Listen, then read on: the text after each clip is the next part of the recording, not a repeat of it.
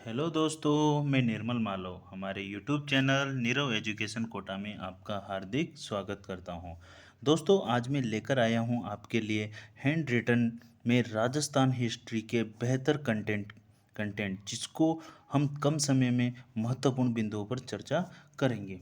दोस्तों, हमारे ये नोट्स आपके समझने में बेहद आसान होगा, तो आप बने रहे हमारे यूट्यूब चैनल के साथ। और आज से ही आपको इसी तरह से बेहतर कंटेंट के साथ राजस्थान इतिहास के संपूर्ण वीडियो मिलते रहेंगे। तो सभी से निवेदन है कि आप अगर हमारे यूट्यूब चैनल पर नए हो तो चैनल को सब्सक्राइब जरूर करें। तो शुरुआत करते हैं आज की राजस्थान इतिहास की पहली क्लास। दोस्तों, राजस्थान इतिहास के बारे में मैं पहले आपको कंटेंट बताता हूँ कि हम क्या क्या पढ़ने वाले हैं। तो दोस्तों, सबसे पहले हम राजस्थान इतिहास को तीन भागों में पढ़ने वाले हैं। वो तीन भाग कौन कौन से हैं? एक तो पहला भाग है प्राचीन राजस्थान का इतिहास, दूसरा भाग है मध्यकालीन राजस्थान का इतिहास, और तीसरा भाग है आधुनिक राजस्थान का इतिहास। प्राचीन राजस्थान के इतिहास की अगर हम बात करें तो प्राचीन राजस्थान के इतिहास में हम पढ़ने वाले हैं प्राचीन राजस्थान की क्या सभ्यताएं। मध्यकालीन राजस्थान के इतिहास की बात करें तो मध्यकालीन राजस्थान के इतिहास में हम पढ़ेंगे राजस्थान में जितने भी राजवंश हुए हैं उनके बारे में हम चर्चा करेंगे। और आधुनिक राजस्थान के इतिहास के बारे में हम पढ़ने वाले हैं 1857 की क्रांति पढ़ेंगे, फिर राजस्थान में एकीकरण पढ़ेंगे, फिर किसान आंदोलन पढ़ेंगे, फिर जनजाति आंदोलन पढ़ेंगे, फिर प्रजामंडल आंदोलन, और राजस्थान में प्रमुख व्यक्तित्व जो इम्पोर्टेंट टॉपिक है ये और जो आधुनिक राजस्थान का इतिहास है यहाँ से मैक्सिमम क्वेश्चन आने की संभावना। राजस्थान की कोई सी भी भर्ती परीक्षा हो उसमें आधुनिक राजस्थान के इतिहास से मैक्सिमम क्वेश्चन आने की संभावना रहती है। दोस्तों, प्राचीन राजस्थान के इतिहास में जैसे हमारे पास है कालीबंगा सभ्यता, आहड़ सभ्यता आहड़ सभ्यता, बेराट की सभ्यता, गणेश्वर की सभ्यता और बालाथल की सभ्यता। ये जो कुछ इम्पोर्टेंट 5 सभ्यता हैं इनको तो हम डिटेल से अच्छे से कवर करेंगे। और इसके अलावा भी जो छोटी छोटी सभ्यताएं बची है उनको भी हम लेकर चलेंगे जब भी सभ्यताओं का टॉपिक हम स्टार्ट करेंगे। उसके बाद मध्यकालीन राजस्थान में हम पढ़ने वाले हैं मेवाड़ का इतिहास, जिसमें कुहिलों का शासन हुआ करता है। उसके बाद हम पढ़ेंगे मारवाड़ का इतिहास, जिसमें जोधपुर बीकानेर के राठौड़ वंश आते हैं। उसके बाद हम पढ़ेंगे गुर्जर प्रतिहार वंश पढ़ेंगे। फिर हम पढ़ेंगे चौहान वंश में सबसे जो मुख्य हैं वो अजमेर और रणथंभौर दोनों ही चौहान वंश हैं। इनको हम पढ़ेंगे। फिर इसके बाद पढ़ने वाले हैं हम भाटी वंश या यादव वंश जो जैसलमेर और करौली में थे। और उसके बाद हम पढ़ेंगे भरतपुर का जाट वंश। इसके बाद गुर्जर प्रतिहार वंश की अपने राजस्थान में दो शाखाएं हैं, एक तो है मंडोर जोधपुर के और एक भीनमाल जालोर के। इसके बाद जो एक टॉपिक बचता है परमार वंश, इसकी भी हम चर्चा करेंगे जब इनको एक एक कंटेंट के साथ स्टार्ट करेंगे। फिर आधुनिक राजस्थान, जिसमें मैंने आपको बताया 1857 की क्रांति, राजस्थान का एकीकरण, किसान आंदोलन, जनजाति आंदोलन, प्रजामंडल आंदोलन, और आते हैं राजस्थान के प्रमुख व्यक्तित्व। तो ये हमारा क्या एक शेड्यूल रहेगा। तो हम सबसे पहले जो पढ़ने वाले हैं आज वो है मेवाड़ राज्य का इतिहास।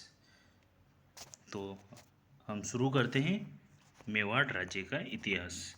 दोस्तों, अगर आप हमारे यूट्यूब चैनल पर नए हो तो प्लीज़ सब्सक्राइब ज़रूर कर लें और शेयर करें और लाइक ज़रूर करें। तो दोस्तों, शुरुआत करते हैं मेवाड़ राज्य का इतिहास।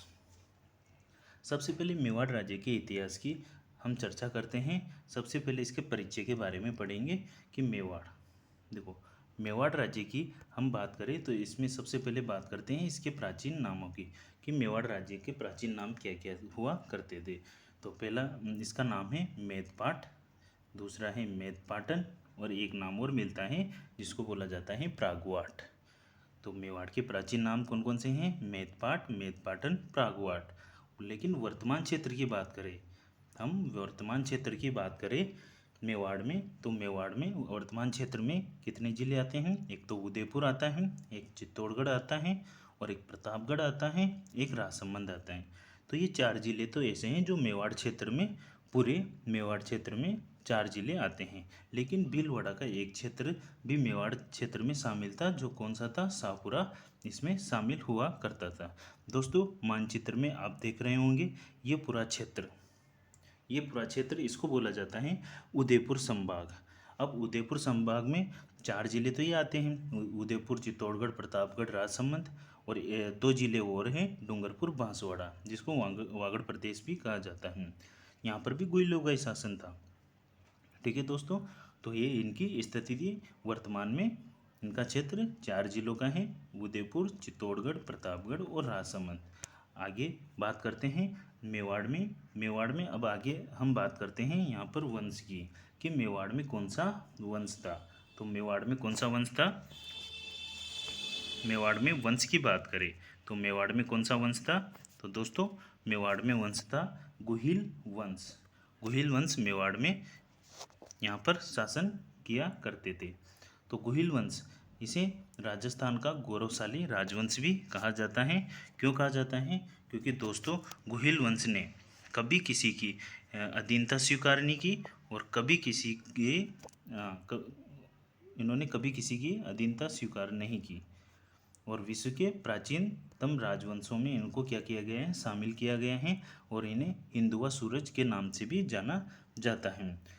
इन्हें हिंदुआ सूरज इस वजह से कहा जाता है क्योंकि इन्होंने लगभग 1300 वर्षों तक शासन किया और कभी किसी की क्या नहीं की? अधीनता स्वीकार नहीं की। इसीलिए मेवाड़ के गुहिल वंश को राजस्थान का गौरवशाली राजवंश कहा जाता है। विश्व के प्राचीन राजवंशों में भी इसको शामिल किया गया है, और इन्हें हिंदुआ सूरज के नाम से भी जाना जाता है। दोस्तों पटवारी में ये क्वेश्चन आ चुका है कि हिंदुआ सूरज मेवाड़ के हिंदुआ सूरज राजस्थान के किस शासक, किस वंश को कहा जाता है? तो गुहिल वंश को कहा जाता है। इसके बाद आगे चलते हैं दोस्तों। इसके बाद अपन बात करते हैं मेवाड़ में गुहिल वंश की। गुहिल वंश की स्थापना के बारे में हम बात करते हैं। तो मेवाड़ में गुहिल वंश की स्थापना किसके द्वारा की गई थी? तो देखो दोस्तों, मेवाड़ में गुहिल वंश की स्थापना गुहादित्य, या इसी को बोला जाता है गुहिलादित्य, गुहादित्य इसी को बोला जाता है। गुहिलादित्य ने 566 ईस्वी में, यानी कि 6वीं शताब्दी में मेवाड़ में गुहिल वंश की स्थापना कर दी थी। और यही क्वेश्चन आरपीएससी द्वारा पूछा गया कि मेवाड़ में गुहिल वंश की स्थापना कौन सी शताब्दी में हुई थी? तो इसका सही आंसर है 6वीं शताब्दी में हुई थी। किसने की थी? गुहादित्य ने की थी। और इसी वजह से स्थापना की, इसी वजह से गुहादित्य को मेवाड़ का संस्थापक कहा जाता है। और राजस्थान के इतिहास में क्या है कि जो स्थापना करता है उसी को क्या बोला जाता है? आदि पुरुष बोला जाता है, या मूल पुरुष बोला जाता है। अब दोस्तों ये गुहादित्य कौन था, कहाँ से आया, तो इसके बारे में हम चर्चा करते हैं। तो गुहादित्य के परिचय के बारे में आपको कुछ बातें बताता हूँ।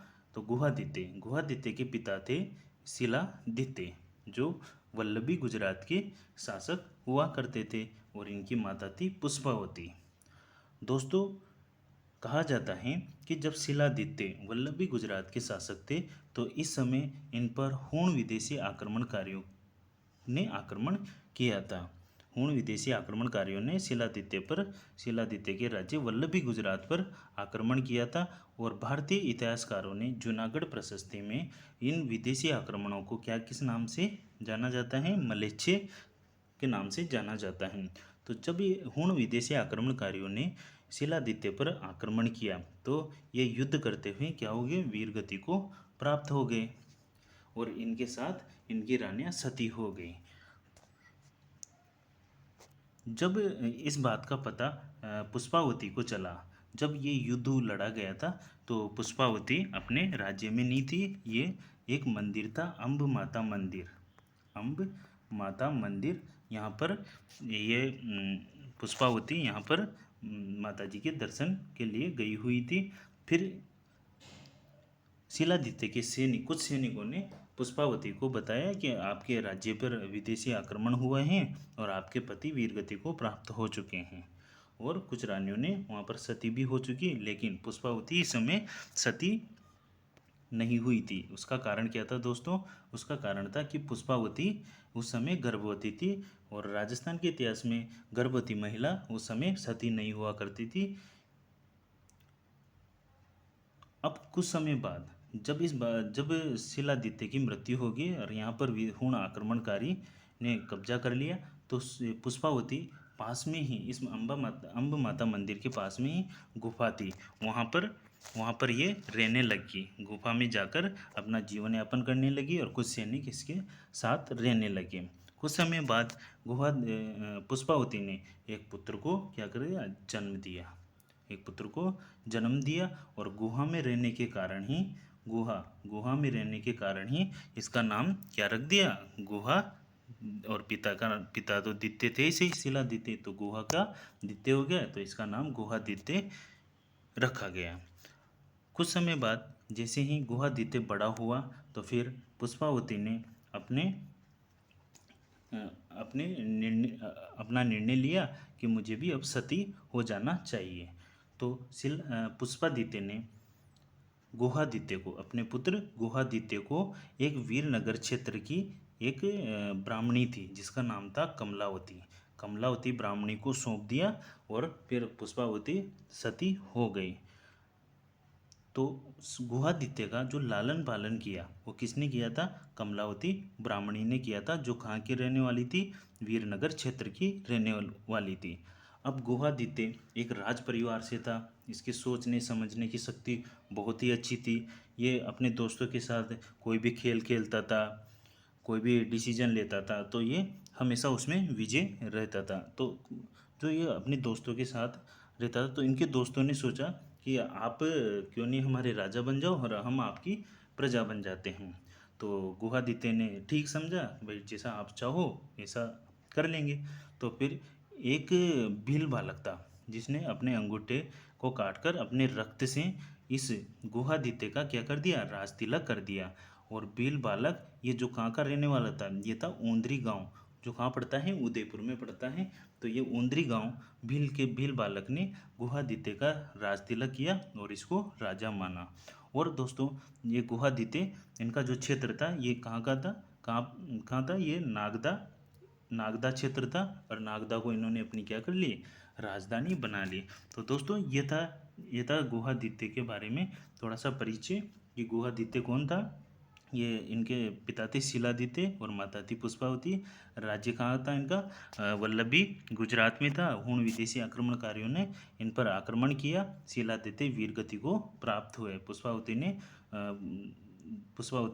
पुत्र को जन्म दिया जिसका नाम था गुहादित्य, जिसका लालन पालन किसने किया? कमलावती ब्राह्मणी ने किया। और राज तिलक किसने किया? ओंद्री गांव के भील बालक ने किया। ये क्वेश्चन एग्जाम में पूछ लिया गया है। और इन्होंने अपनी राजधानी कहाँ बनाई? नागदा उदयपुर की बनाई। दोस्तों अब इनके पिता वल्लभी गुजरात के थे। इन्होंने नागदा में शासन स्थापित कर लिया। लेकिन कुछ विद्वान, कुछ इतिहासकार गुहिल वंश की उत्पत्ति के सिद्धांत बताते हैं, तो हम उन पर चर्चा करते हैं। देखते हैं कौन कौन से विद्वान हैं जिन्होंने इनको गुहिलों को कहाँ कहाँ से माना है। तो चलते हैं अपन आगे। देखो दोस्तों, गुहिलों की उत्पत्ति के सिद्धांत। सबसे पहले हम उन्हीं को ले लेते हैं जो अपने राजस्थान इतिहास के जनक हैं, यानी कि कर्नल जेम्स टोड राजस्थान के इतिहास के जनक पिता ये कहलाते हैं। राजस्थान इतिहास के जनक, और इन्हीं घोड़े वाले बाबा भी कहा जाता है। कर्नल जेम्स टोड की एक पुस्तक थी जिसका नाम था the annals and antiquities of Rajasthan, जो 1829 में आई थी। और कर्नल जेम्स टोड ने इसी पुस्तक में गुहिलों को कहाँ का बताया कि गुहिल कहाँ के थे? वल्लभी गुजरात के थे। अब इसके बाद चलते हैं, इसके बाद आते हैं अबुल फजल। ये भाई साहब पता नहीं कहाँ से आए थे। इन्होंने देखो क्या बताया, अबुल फजल थे ईरान के शासक। ये कहते हैं कि जो गुहिल वंश हैं ये ईरान के शासक नौसेका आदिल खां के क्या बताया, वंशज बताया। अब खां ईरान, खां राजस्थान, खां से गुहिला दीते, कोई मैच तो नहीं करता। लेकिन अबुल फजल बताते हैं कि गुहिल वंश ईरान के शासक नौसेका आदिल खां के वंशज हैं। और ये अबुल फजल दोस्तों वही हैं अकबर के नवरत्नों में शामिल हैं। और इन्होंने जो एक ग्रंथ लिखा उसका नाम है अकबरनामा।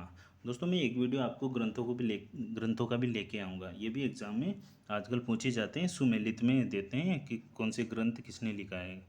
ठीक है, अब आगे चलते हैं। अबुल फजल के बाद मोहनोत नैणसी। दोस्तों मोहनोत नैणसी का राजस्थान के इतिहास में बहुत ही अच्छा योगदान रहा है।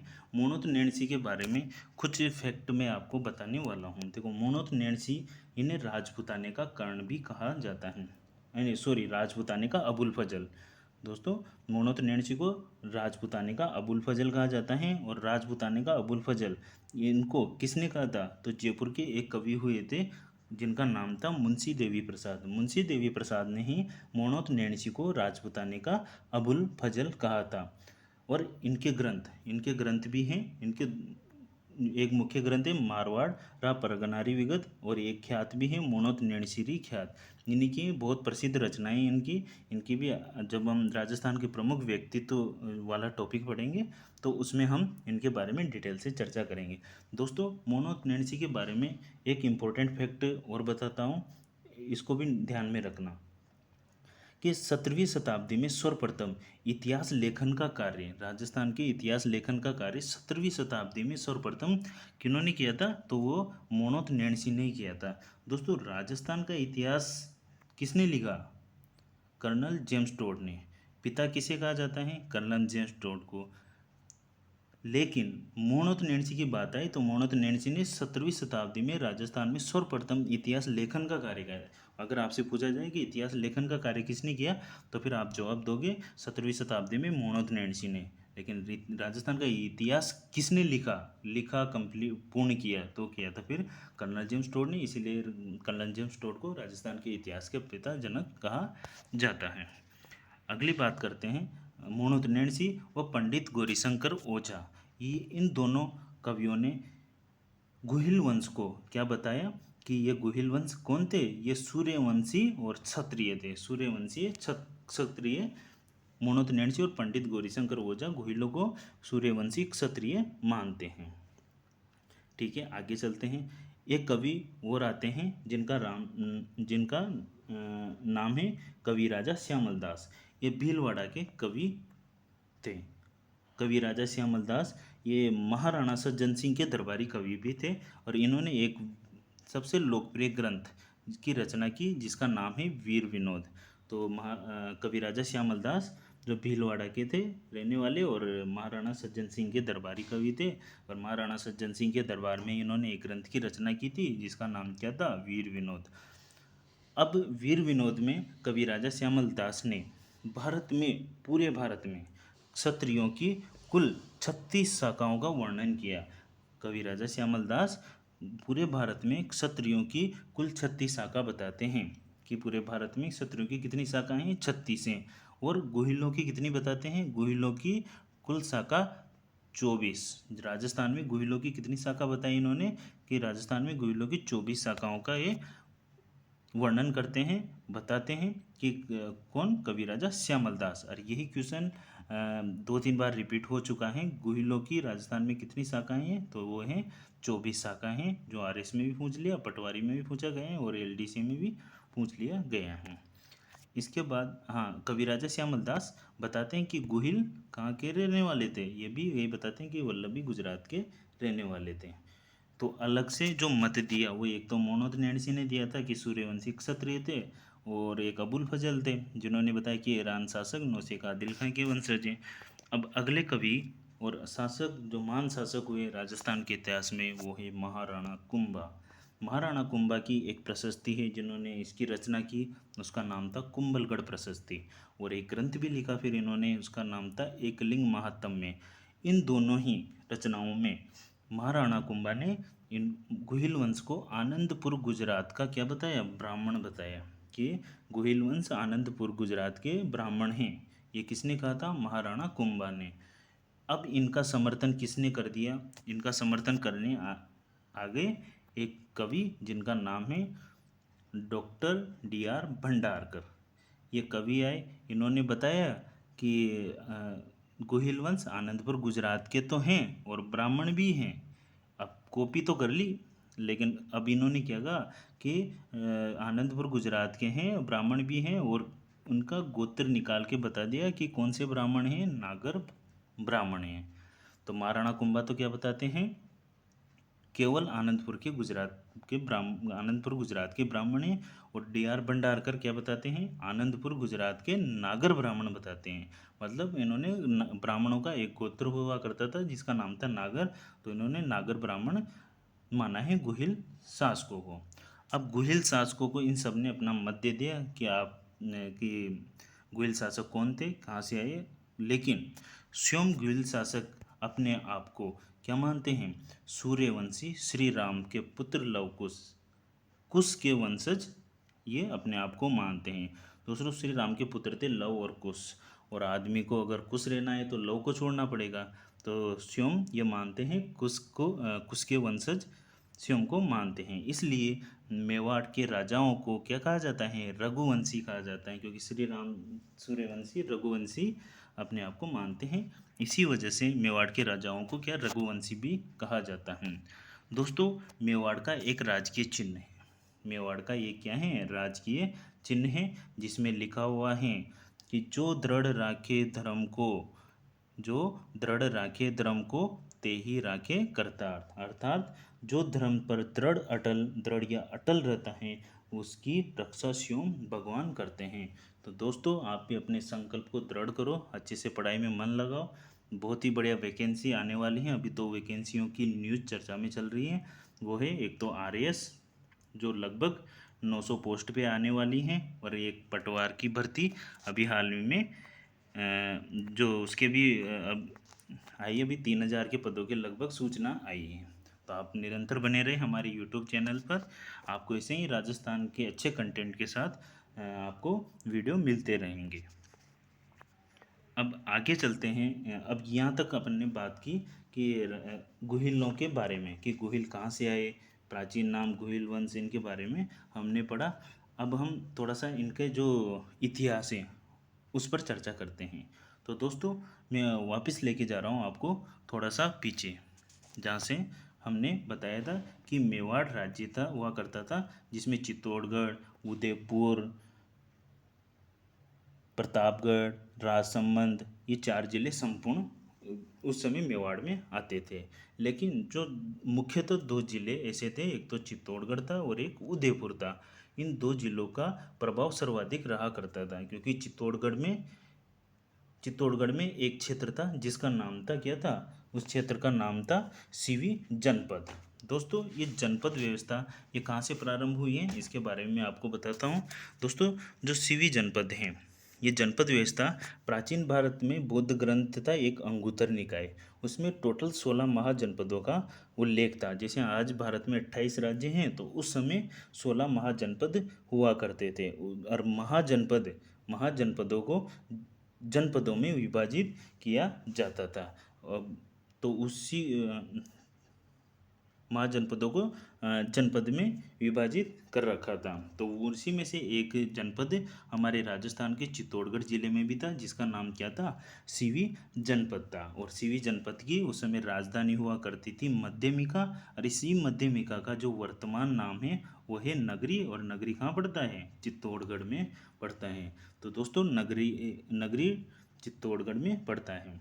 और यहाँ पर इस समय शासन कौन करते थे, इस समय यहाँ पर शासन कौन करते थे, मौर्यों का शासन था। दोस्तों, मौर्यों का शासन वही चंद्रगुप्त मौर्य, जिसने नंदवंश के अंतिम शासक था घनानंद, जिसकी हत्या 322 ईस्वी में ईसा पूर्व की थी, और मगध में मौर्य वंश की स्थापना की थी चाणक्य की सहायता से।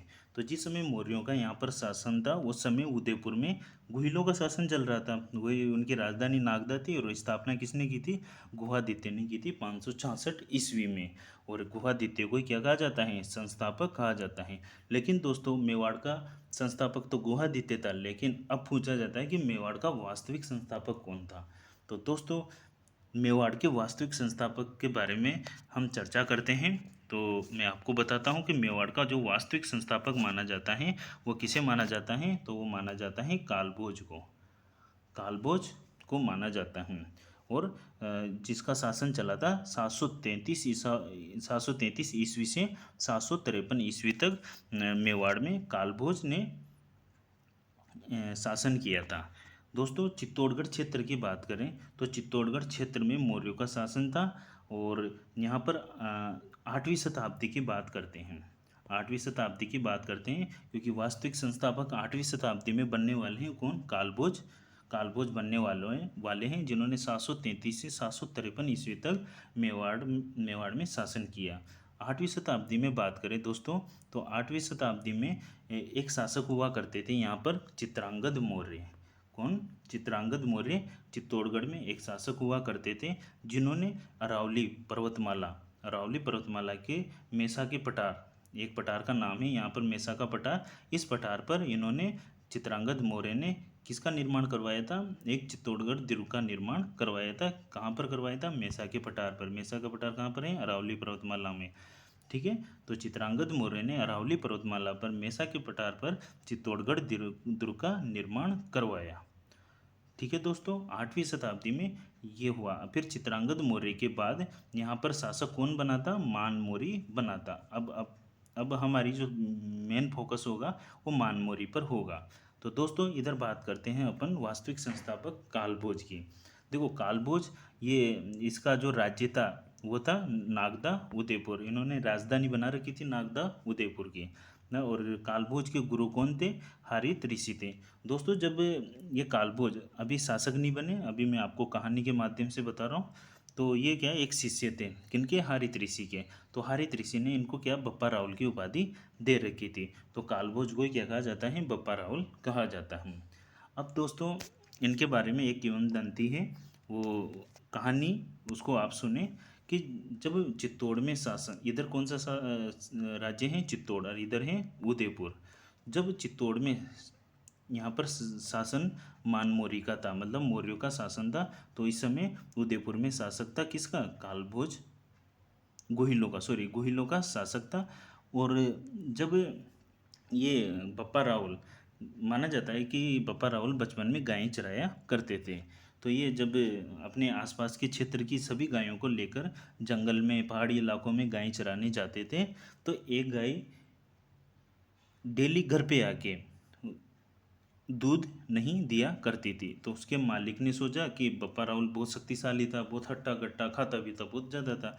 तो उसने इस पर शक किया कि कालभोज आप हमारी गायों का दूध बीच रास्ते में निकाल लेते हो, हमारी गायें घर पे आकर दूध नहीं देती। तो कालभोज ने कहा कि मैं ऐसा कुछ नहीं करता, अगर आपको ऐसा लगता है तो मैं आपकी गाय पर आज नज़र रखूँगा, मुझे एक दिन का मौका दिया जाए। तो ठीक है। तो जैसे कालभोज अगले दिन फिर गाय चराने गया, तो वहाँ पर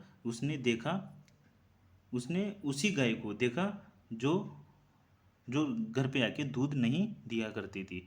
तो कालभोज सभी गायों को तो छोड़ता है और उस गाय पर ध्यान रखता है। तो ये गाय शाम के टाइम घर पे आने से पहले और गायों से अलग होकर एक गुफा में जाती है। और एक गुफा में एक जगह है जहाँ पर एक छोटा सा चबूतरा बना हुआ था, मतलब ज़्यादा बड़ा भी नहीं था, छोटा सा चबूतरा था जिस पे खड़ी होके ऑटोमेटिक इसके थनों से दूध निकलता था। जब कालभोज ये दृश्य देखता था तो वो आश्चर्यचकित हो जाता था कि ऐसा क्यों, अरे ऐसा क्या। तो इसने फटाफट ये सारी घटना किसको बताई, अपने गुरु हारित ऋषि को बताई कि ऐसी ऐसी बात है। तो हारित ऋषि जी आते हैं कि आप शांति रखें, अभी देखते हैं कि क्या मारना है। तो जैसे हारित ऋषि आए तो उन्होंने देखा वहाँ पर, उन्होंने वहाँ की साफ़ सफाई करवाई। तो वहाँ पर दोस्तों एक निकला था शिवलिंग निकला था। तो फिर हारित ऋषि ने कहा कि कालभोज आपको यहाँ पर अभी एक मंदिर का निर्माण करवाना पड़ेगा, क्योंकि ये शिवलिंग जो शिवलिंग था वो मेवाड़ के कुल देवता थे। ये बात किसने की, हारित ऋषि ने कहा। तो कालभोज को यहाँ पर एक मंदिर बनाना पड़ेगा, ये बात कही हारित ऋषि ने। तो फिर कालभोज ने कहा कि ठीक है गुरुजी, जैसा जैसा आप कहते हैं वैसा हम करेंगे।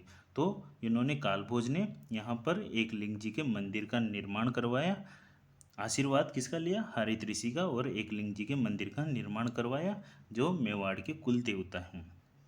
ठीक है। और ये जो एकलिंग जी का मंदिर ये कहाँ पड़ता है? वर्तमान में कैलाशपुरी उदयपुर में है। ठीक है। फिर कालभोज ने सोचा कि अपने ही क्षेत्र में, चित्तौड़गढ़ वाले क्षेत्र में मौर्यों का शासन है। तो कालभोज ने हरित ऋषि से बोला कि मैं इन मौर्यों को यहाँ से भगाना चाहता हूँ, तो आप मुझे आशीर्वाद दें, तो मैं इनको पराजित करना चाहता हूँ। तो हरित ऋषि ने कहा कि जाओ एकलिंग जी के दर्शन करके आओ, वहाँ से आज्ञा लो और फिर आप उन पर आक्रमण कर सकते हो। तो कालभोज जैसे ही गया, आशीर्वाद लिया और डायरेक्ट आक्रमण किया किस पर? मानमोरी पर। तो मानमोरी को कालभोज ने यहाँ पर पराजित किया और चित्तौड़गढ़ में कालभोज ने मानमोरी को पराजित करके गुहिल वंश की स्थापना कर दी। इसी वजह से कालभोज को मेवाड़ का वास्तविक संस्थापक माना जाता है, जिनको उपाधि हरित ऋषि ने बप्पा रावल की दी थी। तो दोस्तों ये थी इनकी छोटी सी कहानी। दोस्तों अब इनके स्पेशल फैक्ट में मैं थोड़ा सा आपको बताता हूँ कि कालभोज क्या एक बहुत ही शक्तिशाली राजा थे। इसमें जो इनका जो जो रणनीति होती थी वो बहुत ही अच्छी थी। ये कभी भी विफल नहीं हुई। इस वजह से इनको क्या हिंदू असूरज के नाम से जाना जाता है। तो कुछ अरबी मुस्लिम आक्रमणों ने भी यहाँ पर आक्रमण किया। किस पर? कालभोज पर अरबी मुस्लिम आक्रमणों ने काफ़ी बार आक्रमण किया, लेकिन हमेशा ही कालभोज इनको क्या करता है? विफल कर दिया करते था। कभी भी किसी भी विदेशियों को इसने जीतने नहीं दिया। इसीलिए एक इतिहासकार हुए हैं सीवी वैद्य। सीवी वैद्य इतिहासकार हुए हैं जिन्होंने कालभोज की तुलना स्पेन के राजा चार्ल्स मार्टन से कर दी, क्योंकि चार्ल्स मार्टन जो स्पेन के राजा था ये भी बहुत ही शक्तिशाली राजा हुआ करता था, जिसने कभी भी किसी भी विदेशी आक्रमणकारी को जीतने नहीं दिया था अपने राज्य को। इसी वजह से सीवी वैद्य ने कालभोज की तुलना किससे कर दी? चार्ल्स मार्टन से कर दी, जो कहाँ का राजा था? स्पेन का राजा था। अब दोस्तों कुछ समय बाद बप्पा रावल का देहांत होता है। तो बप्पा रावल की जो समाधि बनाई जाती है वो नागदा उदयपुर में बनाई जाती हैं, और इसी समाधि को क्या कहा जाता है? बप्पा का मंदिर कहा जाता है।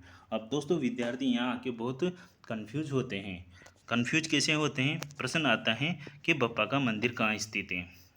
अब बप्पा का मंदिर कहाँ स्थित है? मंदिर देखते ही डायरेक्ट कैलाशपुरी पहुंच जाते हैं एकलिंग जी के पास। तो वो प्रश्न आपका गलत हो जाता है।